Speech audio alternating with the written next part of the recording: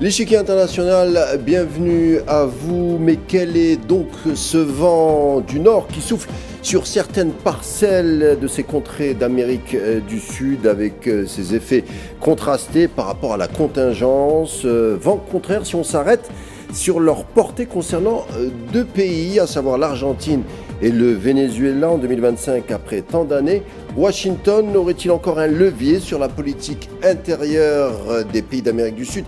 Un hémisphère qui a toujours été considéré comme un espace vital pour les doctrinaires de la politique étrangère washingtonienne, à l'instar de la fameuse doctrine Monroe, vieille de presque 2 siècles, mais dont les effets se répandent en filigrane et au temps présent quand il s'agit du traitement des pays d'Amérique latine. On va justement questionner la nouvelle politique de Washington à l'endroit de ce sous-continent, en prenant les exemples des deux pays cités, à savoir l'Argentine du tonitruant Javier Milei et le Venezuela de l'endurant Nicolás Maduro, et suite aux événements qui ont émaillé la scène politique des deux pays. Place à l'échange et c'est tout de suite.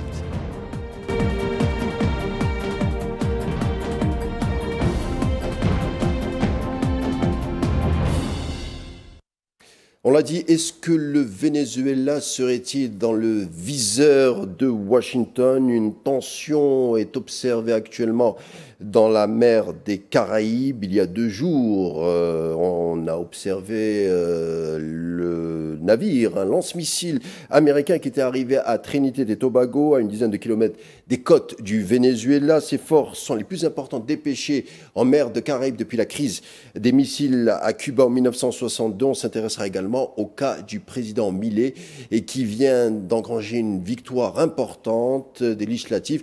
On fait le tour des 2 questions avec notre invité du jour. Il s'agit de Karim Belgassem, analyste en stratégie internationale. Bienvenue. Bonsoir Karim, bonsoir aux téléspectateurs et merci pour votre invitation. Merci d'avoir répondu présent. On l'a dit Karim, on assiste à un déploiement de la marine américaine sans précédent, en tout cas depuis la crise des missiles de Cuba en 1962. La raison invoquée par Washington serait la lutte contre le narcotrafic en mer de Caraïbes, sauf que cette raison est un peu incommodante. Qu'est-ce que vous en pensez ? Oui, totalement. Donc, on observe depuis quelques semaines une région en effervescence, une montée des tensions entre les États-Unis et le Venezuela. Il ne vous aura pas échappé en plus que l'opposante Machado, une opposante vénézuélienne, a reçu le prix Nobel de la paix, j'ai envie de dire en lieu et place de Monsieur Trump. Il faut savoir quand même qu'elle est alliée de Monsieur Trump et qu'elle est alliée de l'extrême droite israélienne et donc de facto de Monsieur Netanyahou. Donc, les choses ne viennent pas par hasard. Donc, cette lutte contre le narcotrafic est une raison, on va dire, officielle pour, je dirais, plutôt renverser un régime qui n'est pas ami des États-Unis pour en installer un beaucoup plus libéral et beaucoup plus allié des États-Unis et puis de l'extrême droite israélienne. Et donc, comme par hasard, on observe une augmentation des tensions dans la mer des Caraïbes et principalement contre le Venezuela, où les accusations de Donald Trump contre le président Maduro et son rôle dans le narcotrafic, eh bien, on ne dispose d'aucune preuve factuelle et d'aucune preuve tangible. Alors, ça rappelle de mauvais souvenirs concernant les armes de destruction massive de Saddam Hussein en 2003. Donc, il est fort possible qu'il s'agisse de prétextes fallacieux qui pourraient servir à fomenter un coup d'État à travers la CIA, et Donald Trump ne s'en est absolument pas caché. Alors, on l'a dit, un navire de guerre américain est arrivé hier dans la capitale de Trinité et Tobago, c'est-à-dire Port d'Espagne, alors que l'administration Trump renforce, même par la rhétorique, la pression sur Caracas. Son président Nicolás Maduro a pris la parole il y a quelques jours en parlant de paix et surtout il a défendu avec le droit international la souveraineté de son pays. Vous l'avez dit, hein, Washington accuse Nicolás Maduro d'être rien de moins que le chef d'une bande de criminels organisés, sans fournir de preuves, vous l'avez encore dit. Pour les férus d'histoire, comme vous d'ailleurs, Karim Belgassem, puisque vous êtes enseignant, cela nous rappelle les opérations noires de la CIA dans les années 70 ou en 1989 avec le Panama de Manuel Noriega, pour ne citer que cet exemple. On a l'impression de revivre l'histoire. Exactement, je pense qu'il nous faudrait plus d'une soirée et d'une nuit pour faire l'inventaire de tous les coups d'État orchestrés par la CIA. On pourrait remonter à l'Iran en 1953 Avec avec Mossadegh. qui avait été renversé parce qu'il était accusé d'être communiste. Il a eu surtout le malheur de dire que les revenus du pétrole iranien, c'était pour les Iraniens et non pas pour les entreprises américaines et anglo-saxonnes.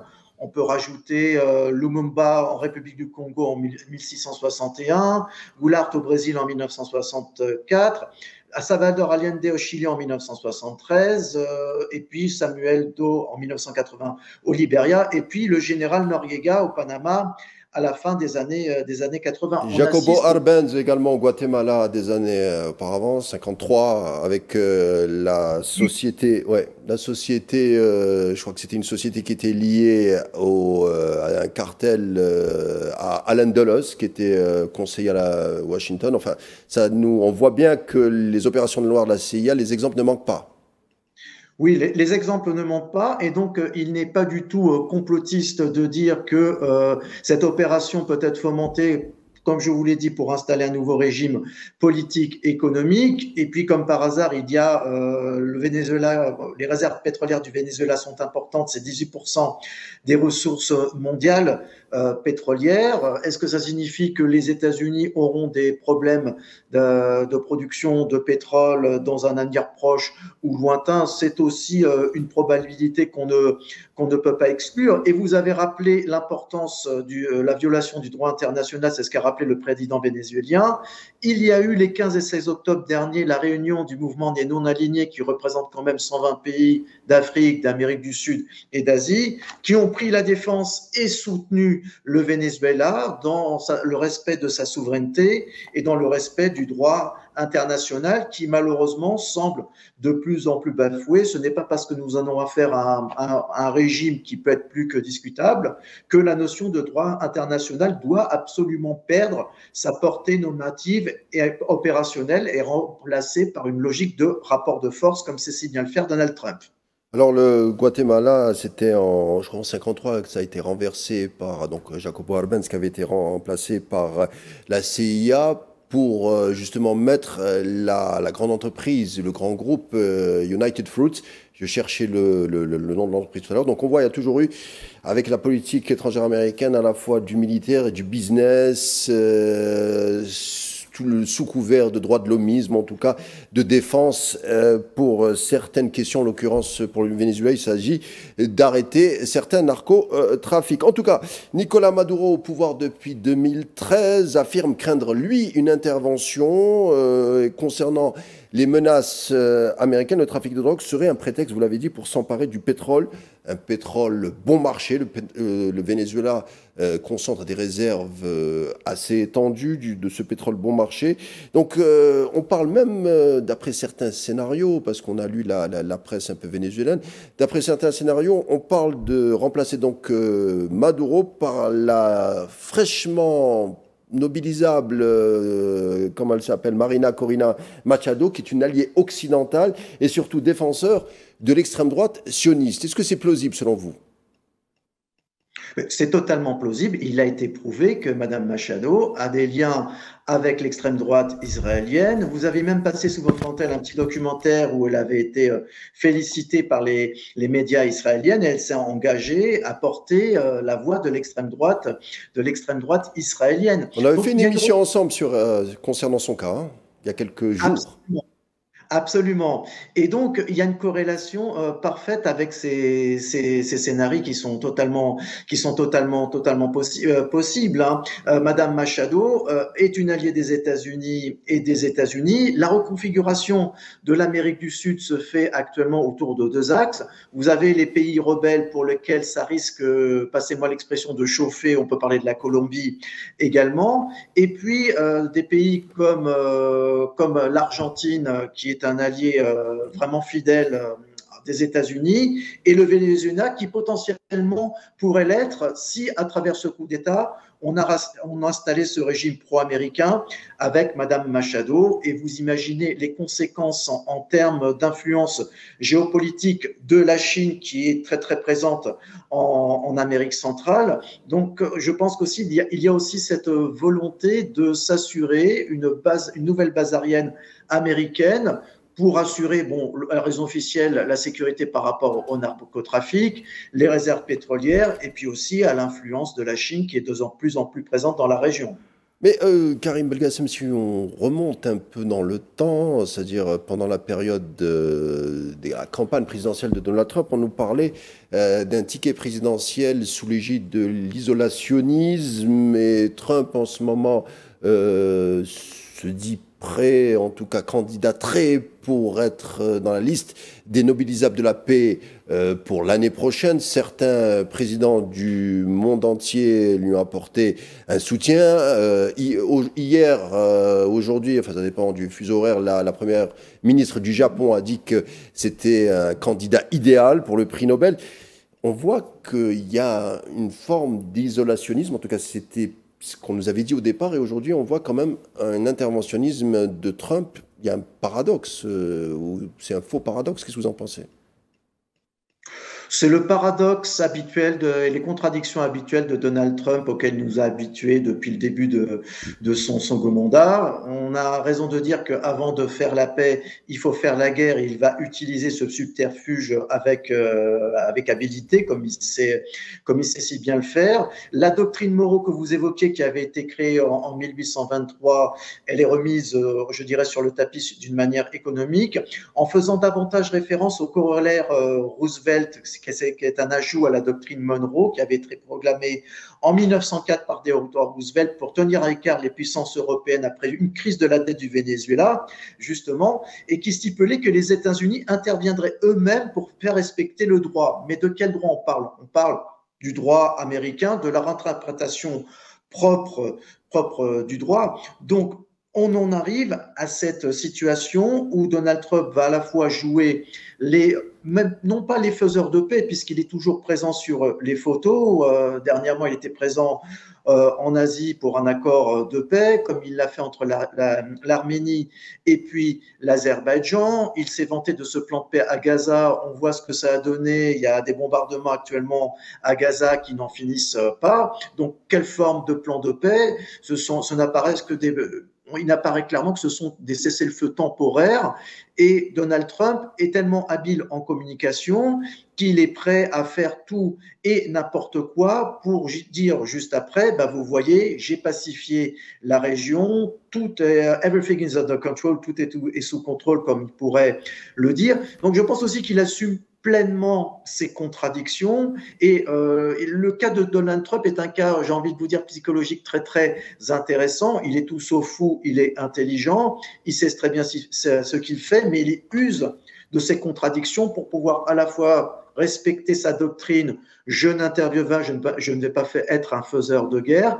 mais en même temps, il y a la doctrine American First sous l'égide du groupe MAGA, qui consiste à dire on va défendre les intérêts américains quoi qu'il en coûte, et donc ces doctrines Monroe et ce corollaire Roosevelt tombent parfaitement à point pour pouvoir justifier le moindre renversement de régime. Alors, il y a cette trame de fond, enfin on va vous poser la question, vous allez me dire ce que vous en pensez, puisque on se rappelle que le Venezuela et la Colombie de Gustavo Petro ont été vent debout contre Netanyahou par rapport au génocide palestinien. Le président colombien actuellement est aussi sous pression de Washington. Alors, est-ce que vous allez peut-être penser que la question est toute simple, frappée de simplisme en tout cas. Est-ce que défendre la Palestine, même en étant le représentant démocratique de ces populations d'Amérique du Sud, est-ce que ça peut valoir de vraies colères, pour ne pas parler de risque de chute de la part de Washington? Est-ce que c'est un facteur qui pourrait expliquer ces pressions à la fois sur Gustavo Petro et sur Nicolás Maduro?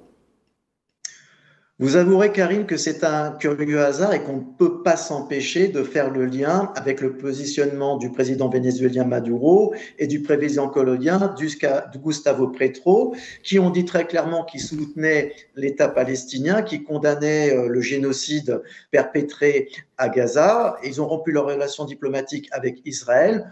Donc, forcément, ce sont des personnes à abattre, des régimes à abattre, et ces accusations de narcotrafic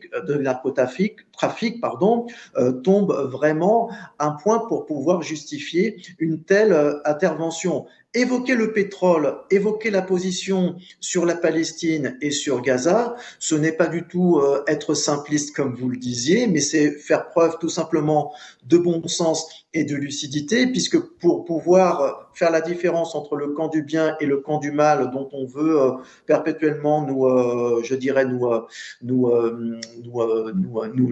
veut nous dire et nous faire pénétrer cette doctrine qui est très très simpliste, les choses sont beaucoup plus compliquées et donc il faut bien analyser toutes les problématiques et la géopolitique globale, puisque nous avons affaire à un monde où les plaques tectoniques de la géopolitique bougent un petit peu partout, tout est remis en cause, le monde d'après Bretton Woods est remis en cause par les BRICS et le Sud global, donc le Venezuela et la Colombie n'ont plus cette espèce de pudeur pour affirmer et assumer leur opinion par rapport à Israël et le sort réservé aux Palestiniens dans la bande de Gaza. Et donc, comme on l'a dit tout à l'heure, on revoit ces vieilles ficelles, ces vieilles procédés habituels des États-Unis et de la CIA pour renverser des régimes. Alors, est-ce qu'ils y arriveront? Ça, évidemment, c'est une autre histoire.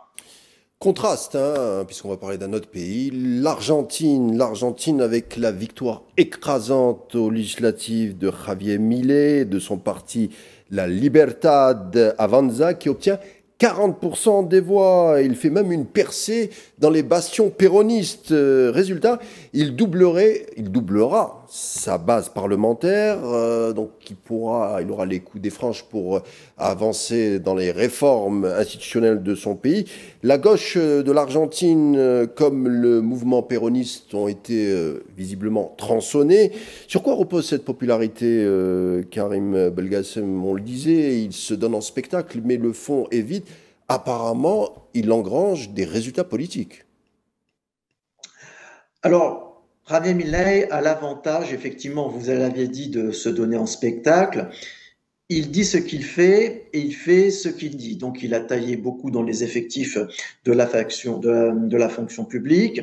Il a effectivement réduit l'inflation, la croissance économique est revenue. Ce qu'on oublie de dire, c'est à quel prix il a obtenu tous ces résultats. Rien qu'en France, par exemple, la droite des Républicains et d'autres partis salue les résultats de Javier Milei et que peut-être ce serait un exemple à suivre pour résoudre le problème de la dette et des déficits qui croissent de plus en plus et qui vont poser problème et qui posent déjà problème à la France. Donc, Javier Milei peut être un exemple à suivre. Dans le même temps, on a vu les conséquences catastrophiques que cela pouvait avoir. Et non seulement cela, le pesos avait quand même été chahuté il y a quelque temps, puisqu'on avait observé quand même une dégradation des indicateurs économiques et que Javier Milei avait appelé au secours Donald Trump pour obtenir un prêt pour soutenir le pesos et l'économie. Et puis, nouvelle demande auprès de Donald Trump pour pouvoir soutenir Javier Milei et Donald Trump de déclarer il faut absolument voter pour lui, sinon je coupe toute aide vis-à-vis de l'Argentine. Donc, la réussite de Javier Milei est un peu assimilable à celle de Donald Trump, où on fait beaucoup de tapage médiatique, de mise en scène. Il y a effectivement un aspect charismatique du personnage, une espèce de acteur studio et de comédie qui sont joués devant les médias. Certes, Javier Milei a obtenu des résultats, mais à quel prix? Et puis surtout, est-ce que ça va tenir dans la durée, puisque les résultats ont quand même été très, très, très rapides? Est-ce qu'il n'y aura pas un revers de la médaille dans les prochains mois? Mais en tout cas, le personnage, comme Donald Trump, ne laisse pas indifférent. Alors on a dit contraste, puisque on le sait, enfin on l'analyse, on l'observe, puisque l'économie argentine est sous perfusion américaine, c'est le cas de le dire, une aide de 40 milliards de dollars de Washington et ajoutée à 20 milliards de dollars d'aide du FMI ont été accordés donc à Buenos Aires, en échange sans doute d'une forme d'allégeance, c'est-à-dire que le peso argentin est soutenu par le Trésor américain. On se rappelle de la crise économique en Argentine, la crise Tequila, où le pays, les banques de l'Argentine manquaient de dollars. Aujourd'hui, on le voit, que Washington vient soutenir, en tout cas le Trésor américain, vient soutenir les banques du pays pour, sans doute, un gain de popularité pour le président Javier Milei. C'est un choix délibéré de Trump de soutenir Milei. Absolument. Trump a besoin de tous ses alliés et tant qu'à faire, Javier Milei est quelqu'un de très crédible à ses yeux. Rappelons que l'Argentine avait été admise dans le groupe des BRICS Plus en 2023, si je ne m'abuse, et l'Argentine et Javier Milei ont refusé puisqu'ils assumaient totalement leur allégeance aux États-Unis. Donc, c'est une preuve et un geste qui est quand même assez marquant vis-à-vis de Donald Trump et des États-Unis. Les États-Unis ont besoin de ce type de régime ami qui épouse les régimes libéraux inspirés des États-Unis. Javier Milei s'est inspiré de Milton Friedman et puis de Margaret Thatcher et de Ronald Reagan sur sa politique économique, mais dans une version beaucoup plus puissante, j'ai envie de vous dire. Les théoriciens du choc. Hein. Absolument, absolument. Et puis, je ne peux m'empêcher une nouvelle fois de faire le lien avec Israël, puisque rappelez-vous qu'il avait dit qu'il était un soutien, il est indéfectible à Israël, qu'il s'était rendu en Israël, il a visité M. Netanyahou, il a fait un discours à la Knesset pour entre autres déclarer que l'ambassade d'Argentine sera transférée à Jérusalem. Donc, effectivement, il épouse une idéologie, une politique et une économie vraiment alliées aux États-Unis. Donc, effectivement, c'est tout à fait normal qu'ils reçoivent ce renvoi d'ascenseur de la part de Donald Trump. L'Argentine a fait faillite à plusieurs reprises ces dernières décennies et siècles. Donc, c'est un pays qui peut...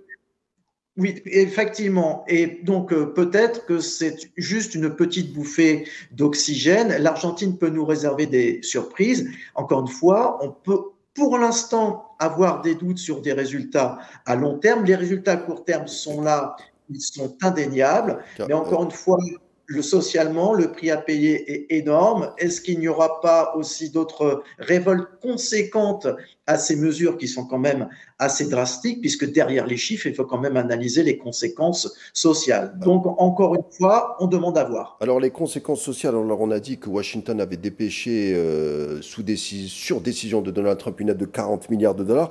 En fait, c'est pas une aide, c'est un prêt. C'est un prêt qui sera adossé sur le dos de la future génération de l'Argentine. Milei ne sera sans doute pas là pour en payer les conséquences. Vous parlez tout à l'heure de bilan, donc le bilan risque d'être quand même très très difficile à soutenir puisque l'Argentine est déjà en mauvaise posture économique. En tout cas, depuis, c'est les chiffres qui le disent, depuis l'investiture de Milei, 220 000 emplois ont été perdus notamment dans la construction, pour l'administration Trump surtout, et au-delà, puisqu'on parlait de politique étrangère américaine, Milei représenterait une pièce centrale au sein de l'Amérique du Sud pour contrer les avancées de la Chine. C'est de ça aussi qu'il s'agit. Oui, absolument. La Chine est très présente, on ne le dit pas trop, elle est très présente dans la région. C'est un des principaux partenaires économiques de l'Amérique latine. Et en parallèle, l'Argentine a augmenté ses ventes de soja à la Chine, profitant du boycott par Pékin du soja américain. Donc c'est effectivement un peu paradoxal. Mais effectivement, la Chine tisse sa toile un peu partout, elle la tisse en Argentine, comme elle la tisse aussi au Venezuela et dans d'autres pays d'Amérique centrale. Rappelons qu'effectivement, la politique du pivot américain depuis Barack Obama, c'est de contrer le futur leadership de la Chine. Et pour la Chine, c'est un besoin essentiel de se développer un peu partout, aussi bien en Afrique qu'en Amérique du Sud. Donc, Javier Milei, quelque part, sert de pion pour pouvoir aussi contrer cette influence chinoise et être un allié fiable et fidèle des États-Unis, aussi en concurrence avec le Brésil, qui lui est un pays un peu plus rebelle, membre des BRICS et puis pays vraiment qui assume son opposition aux États-Unis, bon, sans être un ennemi des États-Unis, ils connaissent très bien leurs limites, mais le président Lula a le mérite de dire les choses. Nous ne nous soumettrons pas aux Américains sans être pour autant ennemis. Donc effectivement, l'influence de la Chine n'est absolument pas à négliger. Et pour l'instant, l'Argentine est un des rares pays d'Amérique du Sud fiable et véritable allié des États-Unis pour pouvoir contrer cette avancée. Mais encore une fois, tout dépendra de la situation économique d'Argentine. Faire faillite 13 fois ne veut pas dire qu'il n'y aura pas de 14e fois, comme vous l'avez Alors, souligné. on arrive à la fin de notre entretien, Karim Belkacem. Je vous demanderai une courte réponse. On aurait pu parler également du retour de la droite en Bolivie, mais on assiste surtout au retour de la doctrine Monroe qui date de 1823. La doctrine Monroe, pour les téléspectateurs, c'est les géostratèges américains qui considèrent, dit rapidement, que l'Amérique du Sud est leur chasse gardée, tout simplement. Oui, effectivement. Je rappelle donc qu'elle a été créée en 1823 à l'adresse des puissances européennes, les enjoignant de rester à l'écart des affaires de l'hémisphère occidental, considérées comme relevant des intérêts vitaux des États-Unis. C'est ce que j'évoquais tout à l'heure. Le American First ne veut pas dire on reste aux États-Unis, on ne s'occupe que de ce qui se passe aux États-Unis. Nous allons défendre nos intérêts, Merci. pas le monde. Donc, ça veut dire ce que ça veut dire. Karim Belkacem, merci. Désolé, je vous ai coupé. On arrive à la fin, malheureusement, de notre entretien. Toujours passionnant d'échanger avec vous. Je rappelle que vous êtes analyste en stratégie internationale et merci pour vos explications et vos éléments d'analyse. Je vous dis à bientôt. Merci beaucoup. À bientôt. L'échiquier international est terminé pour aujourd'hui. Bonne suite des programmes sur Al 24 News en vous souhaitant une agréable soirée.